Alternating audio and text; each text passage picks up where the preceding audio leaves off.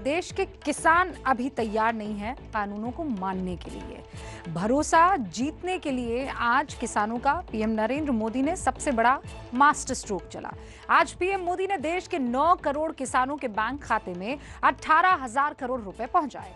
ये दुनिया की सबसे बड़ी कैश ट्रांसफर स्कीम है, जिसके जरिए भारत सरकार किसानों को सीधा फायदा पहुंचाती है। पीएम मोदी ने आज देश के 7 राज्यों के 7 किसानों से बातचीत भी की। इन किसानों ने पीएम मोदी के सामने जो कुछ कहा वो आज देश के हर अन्नदाता को जरूर सुनना चाहिए।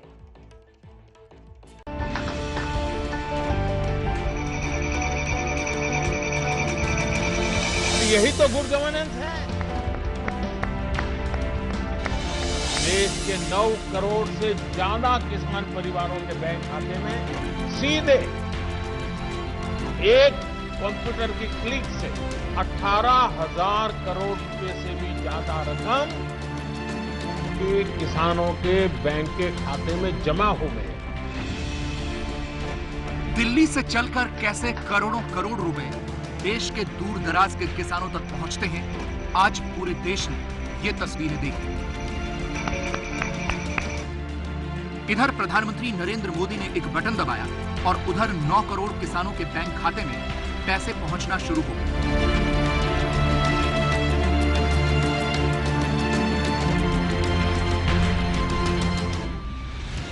अमेठी की तस्वीरें देखिए। अभी पीएम मोदी का भाषण चल ही रहा था कि किसानों के मोबाइल पर कैश ट्रांसफर के मैसेज आने लगे। पैसा आया खाते में? सर, हमारे खाते में पैसा आ चुका है। सर, हमारे खाते में 2000 आज की तारीख में आया है। ये आपके सामने है। पैसा आया जी? आया, दिखाइए, स्क्रीन दिखाइए हमको। कितना पैसा आया? सर 2000 रुपए। 2000 रुपए आया जी। इसके पहले कब मिला था आपको ये किसान निधि? सर 5वीं 6 किस्त में पा चुका हूँ सर। जिस वक्त प्रधानमंत्री किसानों के खाते में पैसे पहुंचा रहे थे, उस वक्त मध्य प्रदेश के होशंगाबाद में किसानों ने ही नहीं, किसान परिवार की महिलाओं ने भी सरकार की तारीफ की। वहीं हरियाणा के जींद में किसानों ने थालियां बजाई और टीवी बंद करा दिया। कहा, जब मोदी हमारी नहीं सुनते तो हम उनकी क्यों सुनते। दिल्ली के सिंघू बॉर्डर पर भी किसान विरोध में बैठे रहे।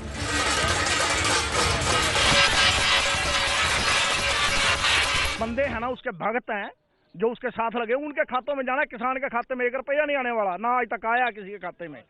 और ना ही हम इस भीख की उम्मीद रखते हैं कि हमें ये भीख दो, हमें नहीं चाहिए ऐसी भीख। इस भरोसे और इस विरोध के बीच आज पीएम मोदी देश के अन्नदाताओं के मन में भरोसा पैदा करने के लिए देश भर के किसानों से मुखातिब हुए। मध्य प्रदेश के धार जिले के किसान मनोज पाटीदार को सुनिए। उन्होंने आज सिर्फ पीएम मोदी को ही नहीं, पूरे देश को बताया कि नए कृषि कानून का फायदा क्या है। पहले हमारे पास एक ही द्वार था, वो था मंडी का। लेकिन अभी हम किसी निजी व्यापारी या किसी अन्य संस्थान को हमारा माल हम बेच सकते हैं। इस साल मैंने खरीफ की जो फसल है सोयाबीन, मैंने सोया चौपाल आईटीसी कंपनी को 41 रुपए क्विंटल से टोटल 85 क्विंटल सोयाबीन मैंने बेचा। वहाँ मुझे उसकी खासियत ये लगी चौपाल की कि वहाँ पे एक दिन पहले ही हमें दर प्राप्त हो जाती है और हमारे सामने बड़ा कांटा होता है, उसे हमारे सामने चेक भी करवाया जाता है और सेम डे हमें पेमेंट मिल जाता है।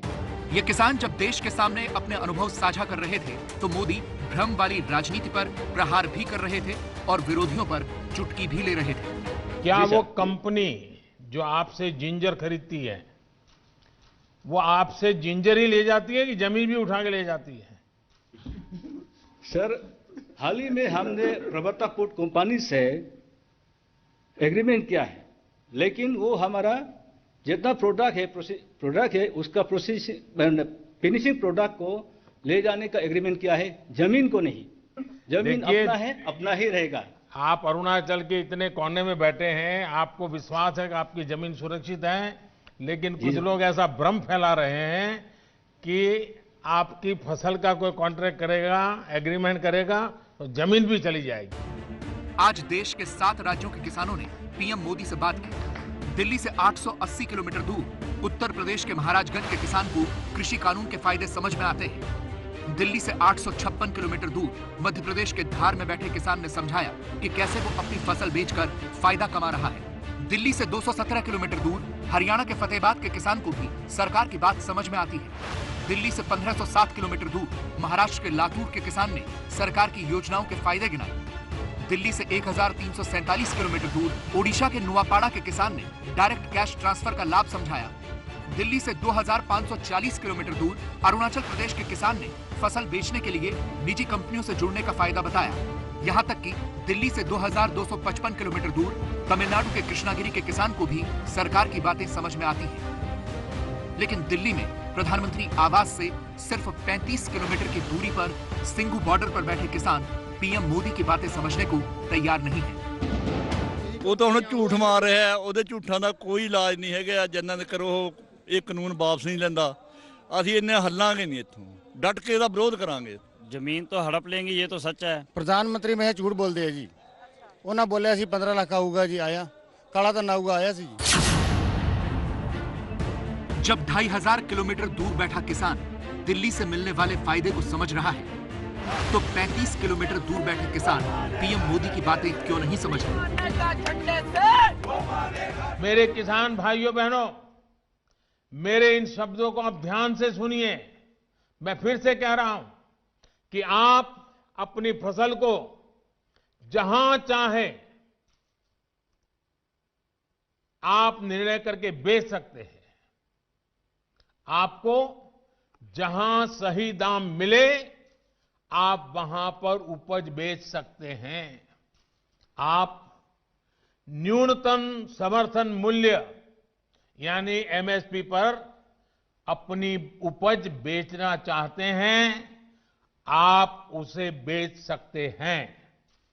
आप मंडी में अपनी उपज बेचना चाहते हैं, आप बेच सकते हैं। आप अपनी उपज का निर्यात करना चाहते हैं, आप निर्यात कर सकते हैं। आप उसे व्यापारी को बेचना चाहते हैं, आप बेच सकते हैं। आप अपनी उपज दूसरे राज्य में बेचना चाहते हैं, आप बेच सकते हैं। आप पूरे गांव के किसानों को एफपीओ के माध्यम से इकट्ठा कर अपनी पूरी उपज को एक साथ बेचना चाहते हैं, आप बेच सकते हैं। आप बिस्किट, चिप्स, जैम, दूसरे कंज्यूमर उत्पादों की वैल्यू चेन का हिस्सा बनना चाहते हो, आप ये भी कर सकते हैं। देश के किसान को इतने अधिकार मिल रहे हैं, तो इसमें गलत क्या है? दिल्ली के बॉर्डर पर डटे किसान एमएसपी यानी न्यूनतम समर्थन मूल्य को लेकर कानून चाहते हैं और नए कृषि बिल को खत्म करने की मांग कर रहे हैं। आज पीएम मोदी ने एमएसपी पर 3 बातें कही। एमएसपी पर सरकार ने रिकॉर्ड खरीदी की है, वो भी नए कानून बनने के बाद। स्वामीनाथन कमेटी की रिपोर्ट के अनुसार लागत का 1.5 गुना एमएसपी किसानों को दिया गया है। पहले कुछ ही फसलों पर एमएसपी मिलती थी, मोदी सरकार ने उनकी संख्या बढ़ाई है। और इतना ही नहीं, पीएम मोदी ने आज एक बार फिर किसानों से कहा कि झूठ और अफवाह के बहकावे में न आए। कोई दिक्कत है तो सरकार से बताएं। आज नए कृषि सुधारों के बारे में असंख्य झूठ फैलाए जा रहे हैं। क्या आपने देश के किसी एक कोने में एक भी मंडी के बंद होने की खबर सुनी है? हमें सब प्रकार का भगवान ने ज्ञान दिया, ऐसा दावा हमारा नहीं है, लेकिन बात तो हो। इन बातों के बावजूद भी लोकतंत्र में अटूट आस्था और श्रद्धा होने के कारण, किसानों के प्रति हमारा समर्पण होने के कारण हर समय किसानों के हर मुद्दे पर चर्चा के लिए सरकार तैयार है। तो मोदी सरकार किसानों से बार बार सिर्फ एक बात कह रही है, अगर नए कृषि कानून को लेकर मन में कोई आशंका है तो उसे सामने रखिए। लेकिन आंदोलन के 30 दिन बीत जाने के बावजूद किसान दिल्ली के बॉर्डर पर डटे हुए हैं। विपक्ष सियासत से बाज नहीं आ रहा है। आज जब पीएम मोदी देश के किसानों से बात कर रहे थे तो उनके मन में कहीं ना कहीं ये टीस जरूर थी, और यही वजह है कि मोदी ने आज कांग्रेस पर खुलकर हमला बोला। उनके निशाने पर बंगाल वाली ममता दीदी भी रही। मेरे किसान भाई बहन बंगाल के इस योजना के वो लाभ नहीं ले पा रहे हैं। ममता जी के 15 साल पुराने भाषण सुनोगे तो पता चलेगा कि इस राजनीतिक विचारधारा ने बंगाल को कितना बर्बाद कर दिया। तो कुछ न कुछ ऐसे इवेंट कर रहे हैं, इवेंट मैनेजमेंट हो रहा है ताकि कोई सेल्फी ले ले, कोई फोटो छप जाए, कहीं टीवी पर दिखाई दे और उनकी राजनीति चलती जाए। अब देश ने उन लोगों को भी देख लिया। प्रधानमंत्री नरेंद्र मोदी आज जब किसानों से बातचीत कर रहे थे तो उनके मन में किसान थे और दिमाग में बंगाल था। करीब 80 मिनट के संबोधन में आज पीएम मोदी ने 3 मिनट 45 सेकंड तक ममता बनर्जी पर निशाना साधा और 4 मिनट 30 सेकंड तक बिना किसी का नाम लिए कांग्रेस पर शब्दबाण चलाए। पीएम मोदी ने बंगाल के किसानों के बहाने ममता और केरल के बहाने कांग्रेस पर तीखा हमला बोला। अगर आल के दिल में किसानों के लिए इतना प्यार था, बंगाल में आपकी धरती है, तो आपने बंगाल में किसानों को न्याय दिलाने के लिए प्रधानमंत्री किसान सम्मान योजना के पैसे किसानों को मिले, इसके लिए क्यों आंदोलन नहीं किए? मैं जरा इनको पूछता हूं, यहां फोटो निकालने के कार्यक्रम करते हैं, अरे केरल में आंदोलन करके वहां तो एपीएमसी चालू करवाओ। पंजाब के किसानों को गुमराह करने के लिए आपके पास समय है। केरल के अंदर यह व्यवस्था नहीं है। अगर ये व्यवस्था अच्छी है तो केरल में क्यों नहीं है? पीएम किसान सम्मान निधि दुनिया की सबसे बड़ी डायरेक्ट कैश ट्रांसफर स्कीम है। पिछले 2 साल में 10 करोड़ 60 लाख किसानों को इस योजना का सीधा फायदा मिला है। इसके तहत किसानों को हर 4 महीने में 2000 रुपए कैश ट्रांसफर किए जाते हैं। लेकिन पश्चिम बंगाल देश का इकलौता ऐसा राज्य है जहां यह योजना अभी भी लागू नहीं है। यही वजह है कि आज जब पीएम मोदी ने 9 करोड़ किसानों के बैंक खातों में सीधे पैसे ट्रांसफर किए तो बंगाल के किसान इस फायदे से अछूते रहे। दरअसल कुछ दिनों पहले जब गृह मंत्री अमित शाह ने बंगाल का दौरा किया था तो उन्होंने ये मामला उठाया था। उन्होंने कहा था कि पश्चिम बंगाल के 22 लाख से भी ज्यादा किसानों ने इस योजना का लाभ लेने के लिए रजिस्ट्रेशन तो किया है, लेकिन उनका वेरिफिकेशन राज्य सरकार नहीं कर रही है, जिसके चलते उनके खातों में पैसा भेजना मुमकिन नहीं है। जाहिर है इस मसले का सियासी नुकसान देखते हुए ममता बनर्जी अब हरकत में आ गई हैं। पीएम मोदी और पश्चिम बंगाल की मुख्यमंत्री ममता बनर्जी का वैसे तो पहले ही 36 का आंकड़ा है। अब पीएम किसान सम्मान निधि को लेकर दोनों के बीच तलवारें खिंच गई हैं। ममता बनर्जी ने पीएम मोदी पर पलटवार करते हुए कहा है कि प्रधानमंत्री मोदी गलत तथ्य पेश करके लोगों को गुमराह कर रहे हैं।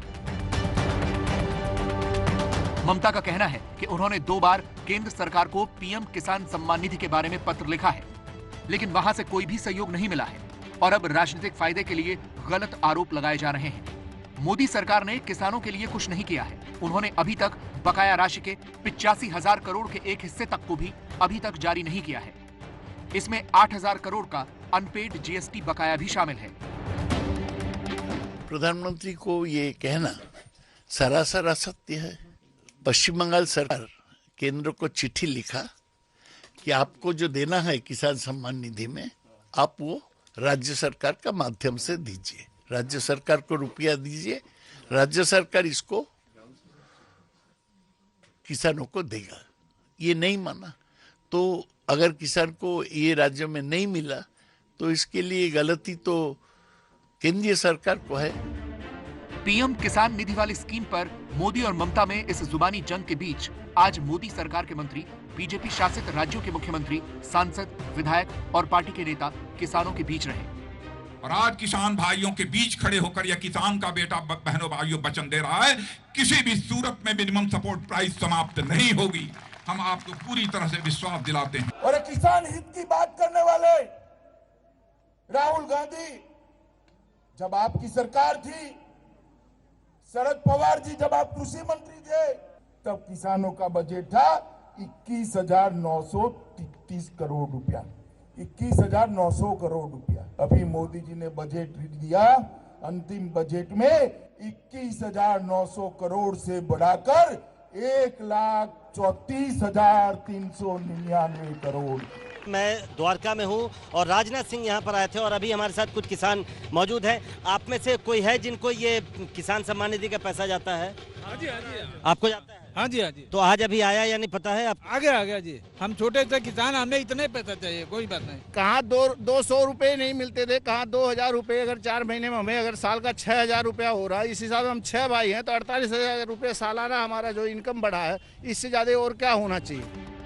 उधर यूपी में भी योगी आदित्यनाथ ने लखनऊ में और स्मृति ईरानी ने अमेठी में मोर्चा संभाला हुआ था। 2004 से 2014 के बीच देश के अंदर भी और प्रदेश के अंदर भी सर्वाधिक किसानों ने आत्महत्याएं की। एक किसान आत्महत्या क्यों कर रहा था? क्योंकि किसान को बीज नहीं मिलता था, किसान को खाद नहीं मिलती थी, किसान को बिजली नहीं मिलती थी। गरीबों की जमीनों पर कब्जा करने के लिए माफियाओं के द्वारा कैसे प्रेरित किया जाता था, आज आप देख रहे होंगे। जब सरकार का बुलडोजर इन माफियाओं की छाती पे चल रहा है और किसानों की जमीनों को मुक्त कराया जा रहा है। जब से मोदी जी प्रधानमंत्री बने हैं पिछले 6 वर्षों में कहीं भी खाद की कोई किल्लत नहीं, बीज की किल्लत नहीं। आज अमेठी लोकसभा क्षेत्र में 3.5 लाख किसान हैं जो किसान सम्मान निधि के अंतर्गत 350 करोड़ से ज्यादा की राशि मात्र 1.5-2 साल की अवधि में पा चुके हैं। अमेठी के किसानों ने 2019 में राहुल गांधी को रिजेक्ट किया था। देश का किसान भी उनके नेतृत्व को रिजेक्ट कर रहा है, इसीलिए वो दिल्ली में अपना भविष्य तलाश रहे हैं। सरकार कह रही है हम किसानों का भरोसा चाहते हैं और किसान कह रहे हैं हम आप ही का भरोसा चाहते हैं।